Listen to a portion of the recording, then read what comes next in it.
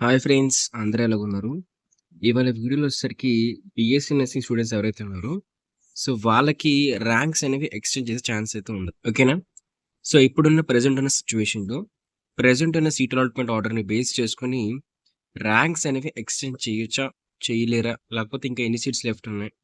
ఎంత percentage of chance ranks extension కోసం ఉంది అని చెప్పేసి చూద్దామండి. సో ఇది కంప్లీట్ వీడియో అయితే ఉంటుంది. సో ఎవరు కూడా ఎక్కడ స్కిప్ చేయకండి. ఎందుకంటే మీకు ఇన్ఫర్మేషన్ తెలియడం చాలా ముఖ్యం. ఎందుకంటే చెప్పేది నిజమా? కాదా? అనేది ఉత్తినే ఊహించుకొని జెప్తే అది నిజమో, అబద్ధమో అయితే అవుతుంది.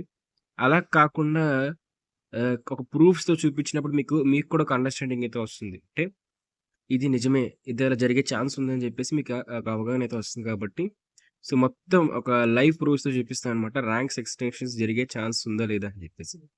ఓకేనా? సో లేట్‌గా టాపిక్‌లోకి వెళ్ళిపోదాం. సో ఇదే విధంగా బీఎస్సీ నర్సింగ్‌కి సంబంధించి ఎప్పటికప్పుడు లేటెస్ట్ అప్డేట్స్ తెలుసుకోవాలనుకున్నట్లయితే ఖచ్చితంగా మన యూట్యూబ్ ఛానల్‌ని సబ్స్క్రైబ్ చేసుకోండి. సో, సబ్స్క్రైబ్ చేసుకొని బెల్ నోటిఫికేషన్ ఆల్‌లో పెట్టుకున్నారంటే ranks extension, third phase counselling ఈ రెండిటికి సంబంధించి ఇన్ఫర్మేషన్ అయితే మీ వరకైతే వస్తుంది. ఓకేనా? సో, అదే టాపిక్‌లోకి వెళ్ళిపోదాం.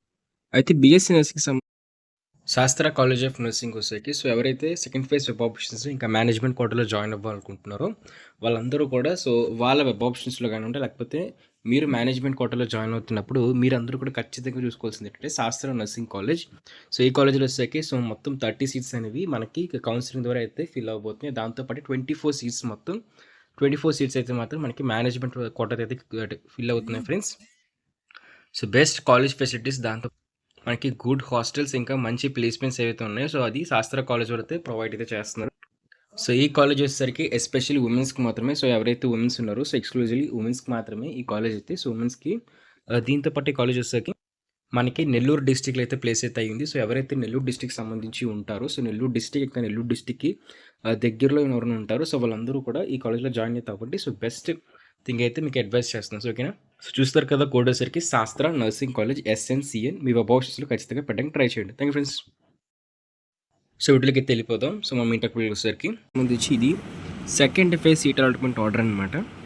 So second phase seat allotment ఆర్డర్లో కేవలం సెకండ్ ఫేజ్ సంబంధించిన సీట్ అలాట్మెంట్ ఆర్డర్ లేదండి. సెకండ్ ఫేజ్తో పాటు ఫేజ్ 1, ఫేజ్ 2 సంబంధించిన ఇద్దరి సీట్ అలాట్మెంట్ ఆర్డర్ అయితే రిలీజ్ చేశారు.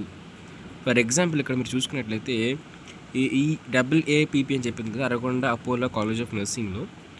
ఈ కాలేజ్లో చూసుకున్నట్లయితే ఫేజ్ అంటే ప్రెజెంట్ ఇప్పుడు ఉన్న సిచ్యువేషన్లో ఎవరికి ఎవరు ఆ కాలేజీలో ఉన్నారని చెప్పేసి చూపిస్తున్నారు. ఓకేనా?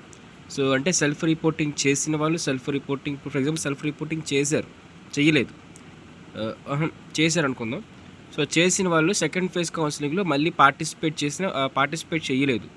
అలాంటి వారికి ఫస్ట్ ఫేజ్లో సీట్ ఉండిపోద్ది కదా, ఆ సీటు ఫేజ్ 1 సీట్ అనమాట. అంటే ఆ కాలేజీలో ఒక అబ్బాయి ఉన్నాడు, ప్రజెంట్ ఆ అబ్బాయి సీట్ కన్ఫర్మ్ అయ్యి ఉంది, కానీ అది ఫస్ట్ ఫేజ్లో వచ్చింది, సెకండ్ ఫేజ్లో కాదు. ఫస్ట్ ఫేజ్లో వచ్చి అతను ఇంకా అందులో ఉన్నాడని చెప్పేసి అర్థం. దీంతో పాటే ఫేజ్ 2 అనమాట. సో ఇక్కడ ఇతనికి సెకండ్ ఫేజ్లో కాలేజ్ సీట్ వచ్చి సెకండ్ ఫేజ్ ద్వారా ఆ కాలేజ్ ఇప్పుడు ప్రెజెంట్ ఉన్నాడని చెప్పేసి సీట్ ఉందని చెప్పేసి ఇక్కడ క్లారిటీగా అర్థమైతే అవుతుంది. అయితే ఈ యొక్క టోటల్ నెంబర్ని చూసుకున్నట్లయితే ఇక్కడ మెయిన్ ప్రాబ్లం ఎక్కడ వచ్చిందంటే తలనొప్పి. ఇక్కడ వాళ్ళు సీరియల్ నెంబర్ వైజ్ చెప్పేది తప్పిస్తే టోటల్ ఎంతమంది సీట్ వచ్చిందని చెప్పేసి ఒక లిస్ట్ ఒక ప్రిపేర్డ్ లిస్ట్ అయితే ఇవ్వలేదు. ఓకేనా? బట్ మనం క్యాల్కులేషన్స్ చేసుకుని అయితే వెళ్దాం. ఇక్కడ ఎంతమందికి సెకండ్ ఫేజ్లో సీట్స్ వచ్చాయి, సెకండ్ ఫేజ్ వరకు కూడా ఎన్ని సీట్స్ ఫిల్ అయ్యాయని చెప్పేసి ఒక డేటా చూసుకున్నట్లయితే ఇక్కడ పేజ్కి అప్రాక్స్ ఒక 25 మెంబర్స్ అయితే మాత్రం ఫిల్ అయితే అవుతున్నారండి. సో లాస్ట్ పేజ్ కూడా చూపిస్తుంది. ఇక్కడ ఆన్లైన్ యావరేజ్ ఎవ్రీ పేజ్లో కూడా 25 మెంబర్స్ అయితే మాత్రం మెంబర్స్ డీటెయిల్స్ అయితే మనకు కనిపిస్తుంది. ఇక్కడ కాలేజ్ నేము, ఓకేనా? సో అక్కడ బేసిక్ డీటెయిల్స్ అన్నీ కాకుండా స్టూడెంట్స్ యొక్క డీటెయిల్స్ ప్రతి పేజ్లో 25 స్టూడెంట్స్ సంబంధించిన ఇన్ఫర్మేషన్ అయితే దొరుకుతుంది అనమాట. అలా క్యాల్కులేట్ చేసుకున్నప్పుడు 25 × 244 మనకి 601,000 మెంబర్స్కి అయితే మాత్రం సీట్స్ అయితే వచ్చాయని చెప్పేసి ఇచ్చిన సెల్ఫ్ రిపోర్టింగ్ డేటా అంటే సీట్ అలాట్మెంట్ డేటా అయితే మనకి అర్థమవుతుంది. మరి ఇప్పుడు ఈ డేటాని బేస్ చేసుకొని మనకి ఎన్ని సీట్స్ ఫిల్ అయ్యాయని చూసుకున్నట్లయితే ఓకే, సో మనకి ఉన్న 8.5 సీట్స్లో 6.5 వరకు కూడా ఫిల్ అయ్యాయి, లేకపోతే 6 సీట్స్ వరకు కూడా ఫిల్ అయ్యాయి. మరి ఎన్ని సీట్స్ మిగిలిపోయాయి అంటే 2.5 to 3K సీట్స్ లెఫ్ట్ అయితే అయిపోయాయండి. అవి థర్డ్ ఫేజ్ కోసం వెయిట్ చేస్తున్నాయి అనమాట. సో అర్థమైందా? ఇది రఫ్ ఎస్టిమేషన్, ఎగ్జాక్ట్ ఎస్టిమేషన్ కాదు, ఎందుకంటే ఎగ్జాక్ట్గా ఏ పేపర్లో కూడా ఇవ్వలేదు. బట్ మేము క్యాలిక్యులేట్ చేసి ఒక యావరేజ్ తీసి మీకు చెప్పడం జరుగుతుంది. సో ఇక్కడ 2 to 3K సీట్స్ అనేవి ఇంకా థర్డ్ ఫేజ్లో ఫిల్ అయితే అవ్వాలి. ఓకేనా? సో చాలామంది ఏంటంటే ఈ గ్యాప్లోనే పారామెడికల్కి సంబంధించి కౌన్సిలింగ్ కూడా జరుగుతుందండి. సో అందులో పారామెడికల్కి వెళ్ళిపోతారు. అదేవిధంగా ఓకేనా, సో పారామెడికల్కి వెళ్ళిపోవడంతో పాటు ఫార్మసీ కూడా జరుగుతుంది. సో ఫార్మసీలో కూడా పార్టిసిపేట్ చేసి అందులో కూడా ఏమైనా మంచి ఆపర్చునిటీస్ వస్తే వచ్చేసి వెళ్ళిపోయే వాళ్ళైతే ఉంటారు. కాబట్టి సో ఈ టైంలో ఏంటంటే అంటే ఈ యొక్క 2K సీట్స్ ఫిల్ చేయాలి. ఓకే, ఎందుకంటే సీట్ అలాట్మెంట్ ఆర్డర్ ఎంత రిలీజ్ చేస్తున్నా సరే నాట్ రిపోర్టెడ్ క్యాండిడేట్ లిస్ట్ అనేది ఎక్కువగా వస్తుంది ఈసారి, ఈ ఇయర్లో అయితే మాత్రం. సో ఓకేనా, దీనివల్ల ఏంటంటే మళ్ళీ మనకి థర్డ్ ఫేజ్ పెట్టినా సరే ఇంకా నాట్ రిపోర్టెడ్ లిస్ట్ వస్తుంది. సెకండ్ ఫేజ్లో నాట్ రిపోర్టెడ్ లిస్ట్ వస్తుంది. థర్డ్ ఫేజ్లో కూడా మరి చాలామంది సీట్స్ అనేవి మిగులుతాయి. కాబట్టి there is a chance for 50% అయితే అనుకోవచ్చు. 50% మనకి ఈ ర్యాంక్ ఎక్స్టెన్షన్స్ ఛాన్సెస్ అయితే ఉన్నాయి. సో లేకపోలేదు కంప్లీట్గా, ఎందుకంటే 2K సీట్స్ అయితే ఉన్నాయి. చాలామంది సీట్స్ రాలేదు. సీట్స్ వచ్చిన వాళ్ళు కూడా సెల్ఫ్ రిపోర్టింగ్ చేయడానికి ఇష్టపడడం లేదని చెప్పేసి మన కామెంట్స్ రూపంలో కానీ ఇన్స్టాగ్రామ్ మెసేజ్ రూపంలో తెలుస్తుంది.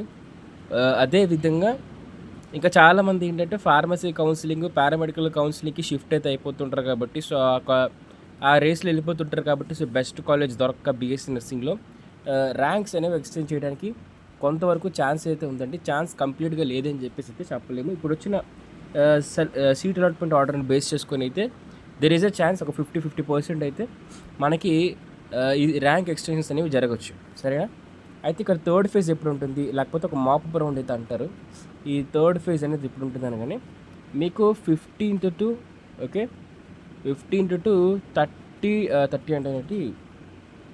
15 to 20 డిసెంబర్. ఓకేనా? సో 20 డిసెంబర్లో ఎప్పుడైనా సరే మీకు ఈ యొక్క థర్డ్ ఫేజ్ కౌన్సిలింగ్ అనేది రావచ్చు. థర్డ్ ఫేజ్ అనేది ఎప్పుడు కూడా ఒక 1 వీక్ గ్యాప్ తీసుకొని ఇస్తూ ఉంటారండి. అంటే సెల్ఫ్ రిపోర్టింగ్ సంబంధించి లాస్ట్ డేట్ అంటే 10th. ఓకేనా? 10th డెక్ అయిపోయిన ఒక 1 వీక్ గ్యాప్ తీసుకొని, సో 1 వీక్ కంప్లీట్ అయిన తర్వాత కంప్లీట్ అయ్యేలోపు అయినా సరే ఖచ్చితంగా థర్డ్ ఫేజ్ కౌన్సిలింగ్ అనేది ఎప్పుడు ఎవ్రీ ఇయర్ ఒక థర్డ్ ఫేజ్ అనే కాదు, సెకండ్ ఫేజ్ అయినా ఏ ఫేజ్ అయినా సరే ఎవ్రీ ఇయర్ మనకి కండక్ట్ చేస్తారు. ఓకేనా? సో దీన్ని బట్టి మీకు అర్థమైంది ఏంటంటే థర్డ్ ఫేజ్ కూడా ఉంటుంది. ఓకే, థర్డ్ ఫేజ్లో ఇప్పుడు వచ్చిన సీట్ అలాట్మెంట్ ఆర్డర్లో సెల్ఫ్ రిపోర్టింగ్ డేటా బట్టి, ఓకేనా, అంటే సెకండ్ ఫేజ్లో వచ్చిన సెల్ఫ్ రిపోర్టింగ్ డేటా బట్టి ర్యాంక్స్ అనేవి ఎక్స్టెండ్ చేసొచ్చా చేయకూడదా అని చెప్పి ఒక ఐడియా అయితే వచ్చేస్తుంది. సరేనా? ఇప్పుడు సెకండ్ ఫేజ్ సెల్ఫ్ రిపోర్టింగ్ బట్టి బేస్ చేసుకొని మనకి ఐడియా అయితే వస్తుంది. సో ఆ సెల్ఫ్ రిపోర్టింగ్ డేటా అనేది మనకి 11th లేకపోతే 12th అయితే రిలీజ్ చేస్తారండి. సో ఎంతమంది రిపోర్ట్ చేయలేదు, ఎన్ని సీట్స్ ఫిల్ ఉన్నాయని చెప్పేసి 11th లేదా 12th రిలీజ్ చేస్తారు. అప్పుడు ఒక వీడియో చేద్దాం. సో ఎంత డేటా ఇంకా ఎన్ని సీట్స్ ఫిల్ అవ్వలేదు అని చెప్పేసి గుర్తుపెట్టుకుంటే ఒక 4K సీట్స్ వరకు కూడా మీకు ఫిల్ అవ్వలేదు అంటే పాత ఒక 2.5K. ఓకేనా? సో దాంతోపాటు ఇంకొన్ని సీట్లు మిగిలిపోతాయి కదా, సో సెల్ఫ్ రిపోర్టింగ్ చేయకుండా ఆ సీట్లు ఈ రెండు ప్లస్ చేసి, ఓకేనా, ఇది ప్లస్ చేసి ఒక 4K సీట్స్ వరకు కానీ ఉండిపోయినట్లయితే ఖచ్చితంగా ర్యాంక్స్ అనేవి ఎక్స్టెండ్ చేయొచ్చు. ఎందుకంటే మాపప్ రౌండ్లో కూడా సీట్స్ ఫిల్ అవ్వకపోతే ఆ సీట్స్ని ఖచ్చితంగా ఫిల్ చేయడానికి వీళ్ళు ర్యాంక్స్ అనేవి ఎక్స్టెండ్ చేస్తారు. ఓకేనా? మాపప్ రౌండ్లోని సీట్స్ ఫిల్ అవ్వకపోతే, సీట్స్ ఫిల్ అయ్యే ఛాన్స్ లేకపోతే, సీట్స్ ఫిల్ అవ్వలేనట్టు యూనివర్సిటీ భావిస్తే మాత్రం ఖచ్చితంగా ర్యాంక్స్ అనేవి ఎక్స్టెండ్ చేసేస్తారు. ఎవ్రీ ఇయర్ ఏంటంటే ర్యాంక్స్ ఎక్స్టెండ్ చేస్తారండి. ఎందుకంటే ఎక్కువ మంది పార్టిసిపెంట్స్ వస్తారేమో అని చెప్పేసి ఎక్కువ కట్ ఆఫ్ పెట్టేస్తారు. బట్ అంటే జాయిన్ అయిన వాళ్ళు తక్కువ అయిపోతే ఖచ్చితంగా వాళ్ళు ర్యాంక్స్ అనేవి ఎక్స్టెండ్ చేసేస్తారు. ఓకేనా? సో అది ఎవ్రీ ఇయర్ జరుగుతున్న ఒక సీక్వెన్షువల్ ప్యాటర్న్ అనమాట.